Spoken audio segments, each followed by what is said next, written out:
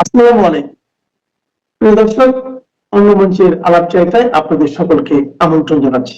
প্রিয় বন্ধুরা, প্রীতি, সালাম এবং শুভেচ্ছা নেবেন। অবশেষে নির্বাচন হয়ে গেছে। 297টা আসনের নির্বাচনী ফলাফল ঘোষণা হয়েছে।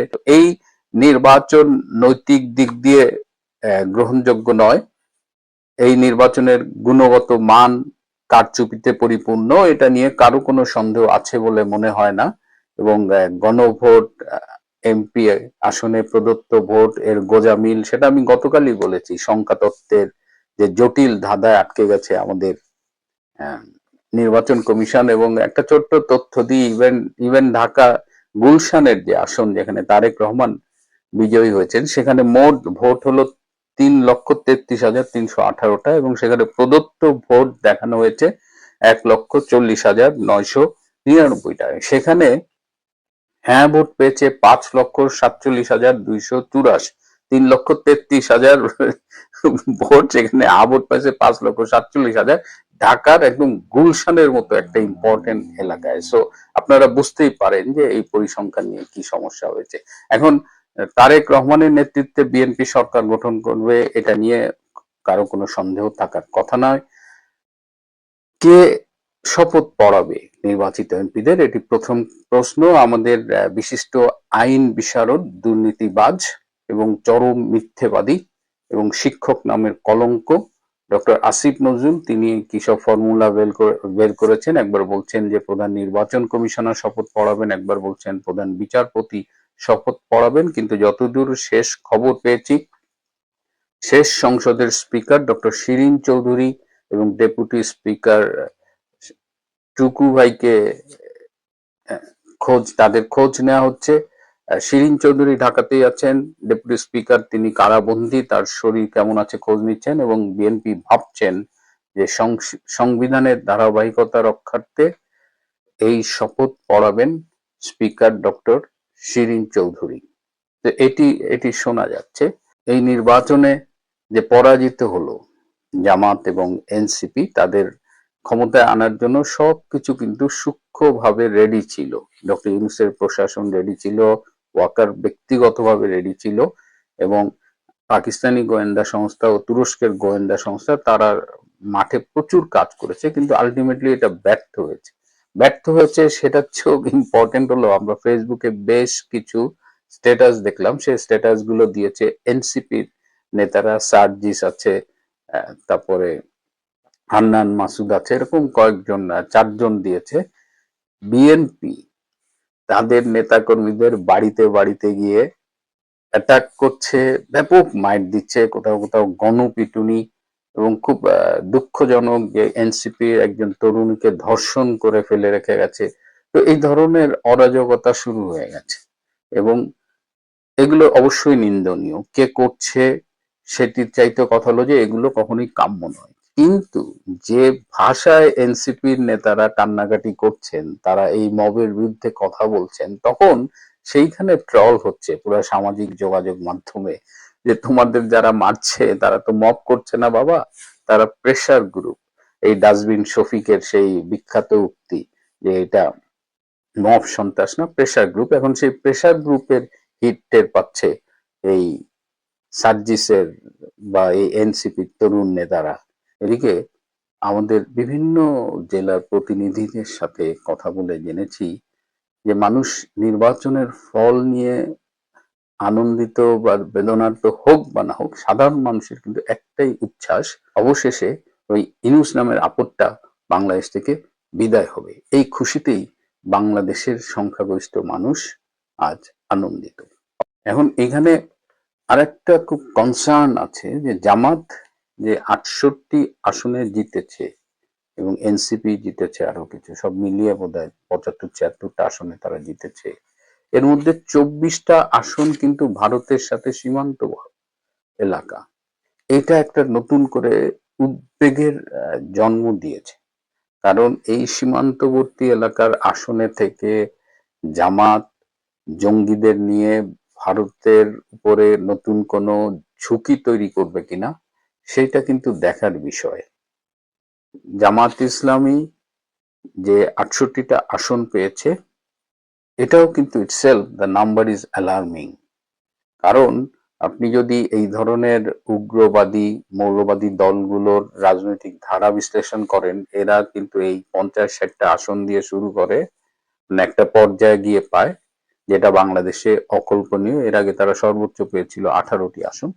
তারপর থেকে কিন্তু বিএনপি যদি দেশ পরিচালনায় ব্যর্থ হয় এবং বিএনপি যদি মনে করে যে আওয়ামী লীগকে পলিটিক্যাল স্পেস দেবে না, তাহলে কিন্তু আগামী সংসদে জামাত ক্ষমতায় যাবে, এটা মোটামুটি চোখ বন্ধ করে বলা যায়। কারণ সেক্ষেত্রে বিএনপি ব্যর্থ হবে নানাবিধ কারণে। বিএনপির সামনে, তারেক রহমানের সামনে কি চ্যালেঞ্জ, এটা নিয়ে আমি আজকে নয় পরে কথা বলবো। কিন্তু এটা একটা খুব কনসার্ন যে বাংলাদেশে প্রথম ধাক্কায় জামাতের নিশ্চিত পরাজয় ঠেকিয়ে দিয়েছে কিন্তু বাংলাদেশের ভোটাররা। আমি খুব স্পেসিফিক্যালি বলি যে এই যে বিএনপির ভূমিধস বিজয়, অনেক আসনেই এই বিজয়ের পেছনে ভূমিকা রেখেছে সেখানকার আওয়ামী ভোটাররা। 1 মাস আগেও যখন আমি আমাদের তৃণমূলের আওয়ামী লীগ ভোটারদের সাথে কথা বলেছি যে তারা ভোট বর্জন করবে না, কেউ কেউ বলেছে লোকাল কারণে তাদের হয়তো ভোট দিতে যেতে হতে পারে, কিন্তু একটা বিষয়ে মোটামুটি সবাই বলতো যে ভাই, আর যাই করি যদি ভোট দিতে যাই বিএনপি কে কোনো অবস্থায় ভোট দিব না। কেন দেবেন না? কারণ বিএনপি গত 17 মাস 18 মাস যে অত্যাচার, নির্যাতন, মামলা, ধর্ষণ, চাঁদাবাজি করেছে, এই দলটিকে আর ভোট দেওয়া যায় না। এটা যখন তৃণমূল আপনাকে বলবে তখন আসলে আপনার আর তৃণমূলের কাছে কিছু বলার থাকে না।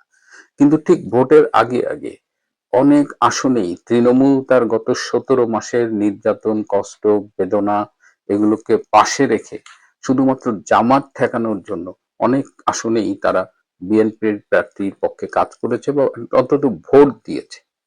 এটার মধ্য দিয়ে বাংলাদেশ কিন্তু এ যাত্রায় বড় রকমের একটা রক্ষা পেল। কারণ জামাতে ইসলাম ক্ষমতায় আসলে যেটা হবে, তারা ইরান স্টাইলের একটা আগ্রাসী সরকার পরিচালনা করার চেষ্টা করবে, নারীদের গৃহবন্দী করবে, বিকল্প সেনাবাহিনী তৈরি করবে, একদম একদম ইরান স্টাইলে। কিন্তু আমি সবসময় বলি যে জামাত ক্ষমতায় গেলে বাংলাদেশ না হবে ইরান, না হবে আফগানিস্তান। কারণ আফগানিস্তান তারা আসলে লড়াকু, তারা একটা, আপনি সেই আদর্শ সমর্থন না করলেও তারা একটা আদর্শের জন্য লড়াই করে। ইরানের কালচারাল, সোশ্যাল অনেক অ্যাচিভমেন্ট আছে, তাদের সাইন্টিফিক অনেক ডেভেলপমেন্ট আছে, কিন্তু জামাতের এইসব নাই। জামাত সর্বোচ্চ বাংলাদেশটাকে একটা মিনি পাকিস্তানে রূপান্তরিত করতে পারে, আর সাথে ইরানের যে খারাপ দিকগুলো আছে সেগুলো অ্যাডাপ্ট করতে পারে। তো সেই জায়গা থেকে আওয়ামী লীগের এই যে আমি বলবো এক ধরনের ত্যাগ, হ্যাঁ, সেটিকে আমাদের অবশ্যই প্রশংসা করতে হবে। এখন বিএনপি কি করবে সেটা নিয়ে আমি পরে কথা বলবো। আমি একটু আগেই যেটা বললাম, আরেকটা বিষয় যে তারেক রহমান নির্বাচিত হওয়ার সাথে সাথে সরকারিভাবে ফলাফল ঘোষণার আগেই সবার আগে কিন্তু অভিনন্দন জানিয়েছেন ভারতের প্রধানমন্ত্রী নরেন্দ্র মোদী। এইটা নিয়ে কিন্তু ভারতেও কথা উঠেছে যে আপনি এই সবার আগে এত দ্রুত কেন করলেন। কিন্তু ভারতের এখানে একটা পলিটিক্স আছে। এখানে তো লুকোবার কিছু নেই যে তারেক রহমান এই দেশে এসেছেন, নির্বাচন করছেন। তিনি কিন্তু 5ই আগস্ট 24-এর পরপরই আসেননি। এই নেগোসিয়েশনে ভারতের একটা হিউজ রোল ছিল, এবং ভারতের ইংল্যান্ডের যে হাই কমিশনার তিনি কিন্তু তারেক রহমানের সাথে একাধিকবার মিটিং করেছেন। ভারতীয় একাধিক প্রতিনিধি তারেক রহমানের সাথে মিটিং করেছেন। সবকিছু ক্লিয়ারেন্স পাওয়ার পরে তারেক রহমান বাংলাদেশে এসেছেন। কি কি শর্তে এসেছেন সেটি সময়ই বলে দেবে। তো এই জায়গায় দেখলাম যে ডক্টর ইউনূস আজকে অভিনন্দন জানিয়েছে। সারা পৃথিবী কিন্তু অনেকেই তারেক রহমানকে অভিনন্দন জানিয়ে ফেলেছে, কিন্তু ডক্টর ইউনূস আসলে অনেক কষ্টে এই অভিনন্দনটি জানিয়েছেন। আরেকটা ছোট্ট খবর যে জামাত ইসলামের পক্ষ থেকে কিন্তু শেখ হাসিনার সাথে যোগাযোগের একটা চেষ্টা নির্বাচনের আগেই ছিল। এখনো এনসিপি জামাত যারা চেষ্টা করছে শেখ হাসিনার সাথে একটা নেগোসিয়েট করার জন্য, কিন্তু শেখ হাসিনা এই ব্যাপারে একদম অনড়, তাদের সাথে কোনো নেগোসিয়েশন নাই। যাই হোক, শুরুতেই যেটা বললাম ভালোবাসা দিবসের কথা, আহ, আমাদের বাংলাদেশ আওয়ামী লীগ নেত্রী শেখ হাসিনা তিনি এই নির্বাচনটিকে বর্জনের আহ্বান জানিয়েছিলেন, শান্তিপূর্ণ বর্জন। আওয়ামী লীগ কিন্তু কোনো রকমের ভায়োলেন্সের দিকে যায়নি, এটা আমি প্রশংসা করি। এবং তিনি আসলে মানুষের কোর্টে বলছে জুড়ে দিয়ে দেখেছিলেন যে মানুষ আসলে কি করে। কারণ একাধিকবার আমি নেত্রী শেখ হাসিনাকে বলতে শুনেছি যে রাজনীতিতে যাই করেন না কেন, দিনের শেষে জনগণই আপনার জন্য শেষ আস্থার জায়গা। এই ভোটার টার্ন আউট দেখে আমি যেটা বলেছি যে 14 to 15% real voter turn out ছিল, সেটি জানার পরে শেখ হাসিনা একটি কথাই বলেছেন যেটা খুব হৃদয় ছুঁয়ে যায়, বাংলার মানুষ আমাকে এখনো ভালোবাসে। আজকের এই ভালোবাসা দিবসে জননেত্রী শেখ হাসিনা, আমাদের নেত্রী বঙ্গবন্ধু কন্যা, আপনাকে ভালোবাসা দিবসের শুভেচ্ছা। বাংলার মানুষের হৃদয়ের অন্তঃস্থল থেকে আপনাকে শুভেচ্ছা। নিরঙ্কুশ বিজয় নিয়ে সরকার গঠন করতে যাচ্ছে বিএনপি। ফল গণনা ও ঘোষণায় দফায় দফায় কারচুপির অভিযোগ করলেও জামাত ইসলামী বিরোধী দল হিসেবে সংসদে যাচ্ছে। দেশীয় আন্তর্জাতিক গণমাধ্যমে এসব খবর ফলাও করে প্রচার পাচ্ছে। তবে ভোটের আগে ও পরে আন্তর্জাতিক গণমাধ্যমগুলোর মধ্যে একটি লক্ষণীয় ইস্যু হচ্ছে আওয়ামী লীগ ও দলটির উপর কার্যক্রম নিষিদ্ধ থাকার বিষয়টি। আন্তর্জাতিক নানা মহল থেকেও বিষয়টি আলোচনায় আসছে।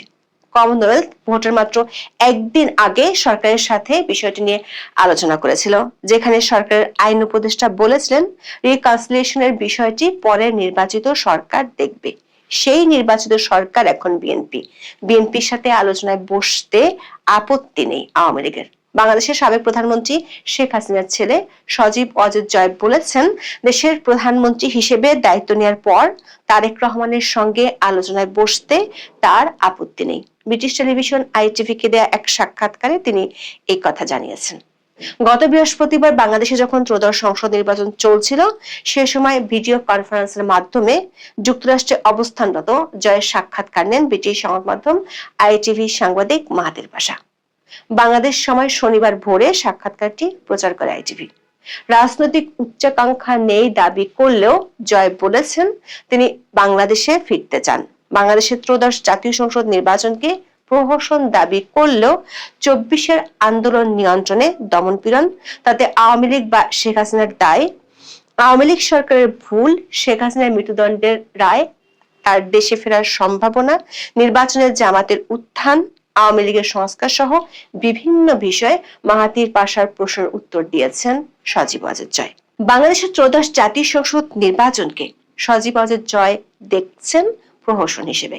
কারণ হিসেবে দাবি করেছেন দেশের সবচেয়ে বড় দল এবং সব প্রগতিশীল দলকে নির্বাচন থেকে বাইরে রাখা হয়েছে। তিনি বলেছেন, মূলত এমন ভাবে সাজানো একটি নির্বাচন হয়েছে যাতে সবচেয়ে বড় ইসলামপন্থী দল জামাত ইসলামী তাদের জনসমর্থনের তুলনায় অনেক বেশি প্রভাব সংসদে পায়। জয় দাবি করেন এটি টেকসই হবে না, ভবিষ্যতে আরো অস্থিরতা সৃষ্টি করবে। জয় প্রশ্ন রেখেছেন, দেশের দুই প্রধান রাজনৈতিক দলের মধ্যে একটি নিষিদ্ধ এমন নির্বাচনকে কিভাবে গ্রহণযোগ্য বলা যায়? যুক্তরাজ্যে যদি টরি বা লিবারেলদের যে কোনো একটি দল নিষিদ্ধ করা হতো, সেটার সমতুল্য পরিস্থিতি এটা। তিনি প্রশ্ন রাখেন, যুক্তরাষ্ট্রে যদি ডেমোক্রেট বা রিপাবলিকানদের যে কোনো একটিকে নিষিদ্ধ করা হয়, তাহলে কি সেটিকে কোনোভাবে অবাধ ও সুষ্ঠু নির্বাচন বলা যাবে? তিনি মনে করেন অনির্বাচিত একটি শাসন ব্যবস্থার নির্দেশে একটি রাজনৈতিক দলকে নিষিদ্ধ করা নজিরবিহীন ঘটনা। আওয়ামী লীগের শাসনামলে যে জামাত ইসলামীকে নিষিদ্ধ করা হয়েছিল সে কথা মনে করিয়ে দিয়ে মাহাতির পাশা তখন প্রশ্ন করেন, বিষয়টি কিভাবে নজিরবিহীন হয়?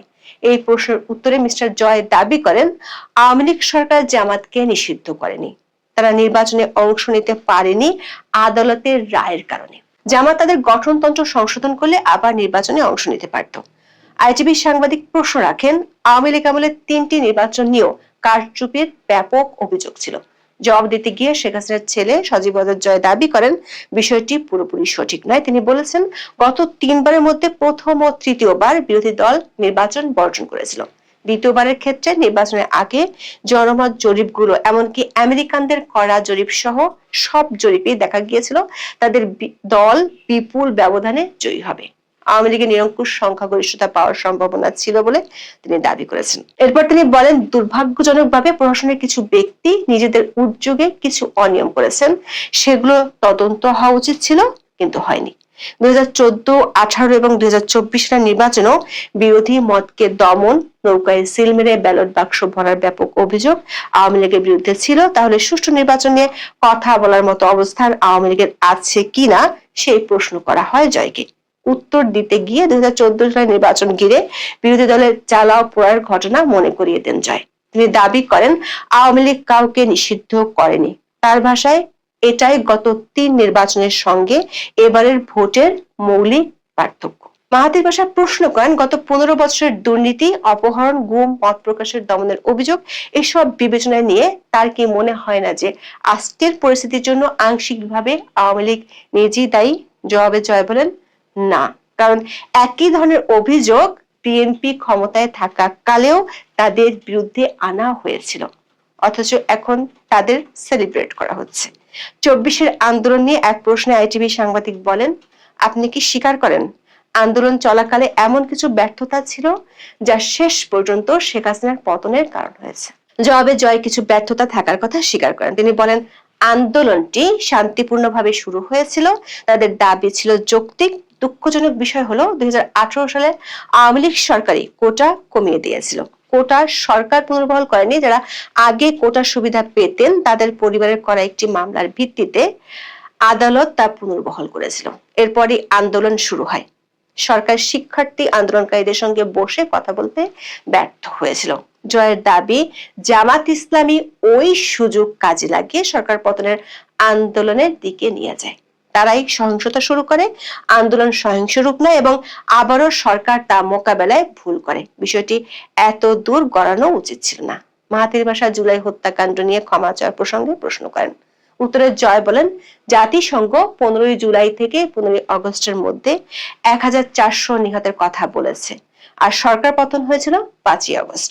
তাহলে পুরো সবার হত্যাকাণ্ডের দায় কেন আওয়ামী লীগ সরকারকে দেওয়া হচ্ছে সেই প্রশ্ন তোলেন সজীব ওয়াজেদ জয়। প্রসঙ্গক্রমে জয় বলেন, তারা দায় স্বীকার করছেন কয়েকশো মানুষের মৃত্যুর জন্য, 1400 জন নয়, কারণ তাদের প্রায় অর্ধেকই ছিলেন পুলিশ সদস্য ও তার দলের কর্মী।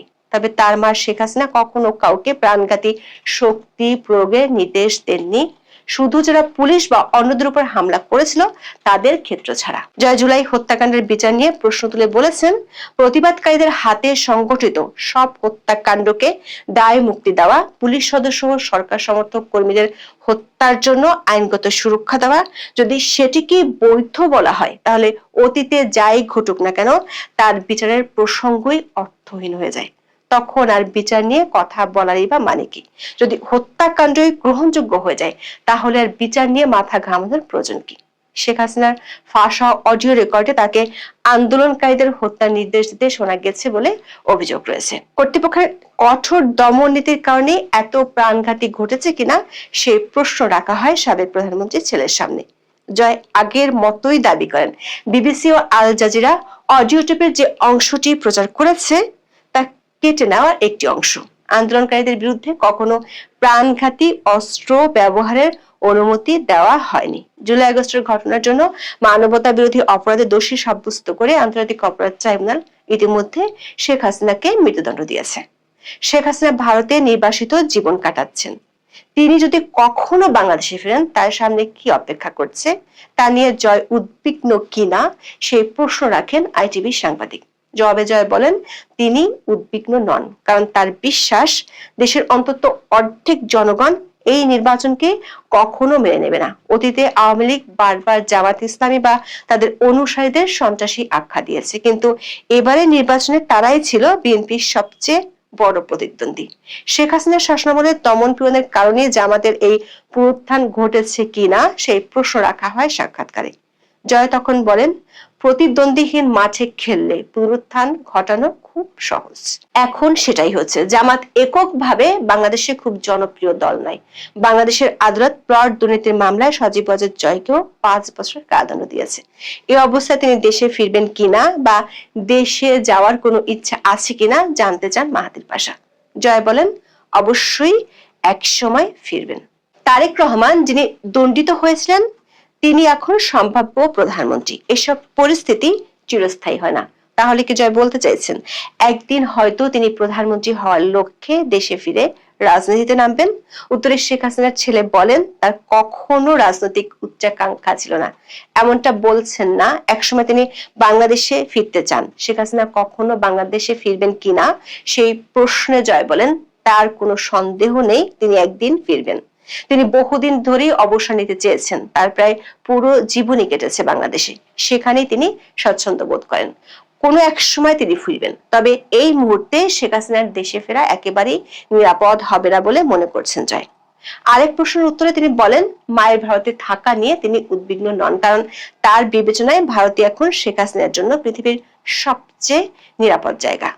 আওয়ামী লীগের সংস্কার দল গঠন নিয়ে প্রশ্ন করেন সাংবাদিক মাহাতির পাশা। জয় বলেন এই মুহূর্তে আওয়ামী লীগ আছে নিপীড়ন আর নির্যাতনের মুখে। তিনি বলেন তারা কারোর সঙ্গে কথা বলতে পারছে না, দলীয় বৈঠক করতে পারছেন না, সংবাদ সম্মেলন করতে পারছেন না, তাদের কার্যালয়গুলো পুড়িয়ে দেওয়া হয়েছে। কেউ কূটনীতিকদের সঙ্গে কথা বলার চেষ্টা করলেও গ্রেপ্তারের ভয়ে থাকতে হচ্ছে। তাই বর্তমান পরিস্থিতিতে আওয়ামী লীগের করার মতো কিছুই নেই। তবে পরিস্থিতি বদলাবে, সবসময় বদলায়। তারেক রহমান বলেছেন তিনি প্রতিশোধের রাজনীতির পথে যেতে চান না। সে কথা মাথায় রেখে জয় কি তাকে মামলা প্রত্যাহার অনুরোধ করবেন, এমন প্রশ্ন করা হয় জয়কে। আইটিভির এই প্রশ্নে জয় বলেন এটা তার হাতে নেই, তিনি দেশে থাকেন না, এটা পুরোপুরি দলের সিদ্ধান্তের বিষয়। তারা কি করতে চায় সেটি তারাই ঠিক করবে। এই প্রসঙ্গে বলেন বিএনপি বাংলাদেশের আরেকটি বড় রাজনৈতিক দল, অবশ্যই তাদের সঙ্গে কথা বলা উচিত। বিএনপি কখনোই নির্বাচন বর্জন করা উচিত হয়নি। তারেক রহমান যদি প্রধানমন্ত্রী হন তাহলে অবশ্যই তারা তার সঙ্গে কথা বলবেন এবং তার সঙ্গে কাজ করবেন। বাংলাদেশে মুজিব পরিবার ও জিয়া পরিবার বংশানুক্রমিক নেতৃত্ব নিয়ে অনেকে সমালোচনা করেন, এর অবসান হওয়া উচিত কি না সেই প্রশ্ন করা হয় সজীব ওয়াজেদ জয়কে। জবাবে তিনি বলেন এটা কি বংশানুক্রমিক রাজনীতি? তারা নিজেরা রাজনীতিতে থাকতে চান নাকি তৃণমূল পর্যায়ের মানুষ দলীয় কাউন্সিলে বারবার ভোট দিয়ে নির্বাচিত করেন? জয় দাবি করেন তিনি যদি বাংলাদেশের প্রধানমন্ত্রী হতে চাইতেন তাহলে অনেক আগেই হতে পারতেন। তার মা 1 দশকের বেশি সময় ধরে তাকে নির্বাচনে দাঁড়াতে, সংসদ সদস্য হতে উৎসাহ দিয়ে আসছিলেন। তাহলে কেন জয় প্রধানমন্ত্রী হতে চাননি? জবাবে জয়ের উত্তর ছিল তিনি স্বাচ্ছন্দ্যে থাকতে পারলেই খুশি। জামাতকে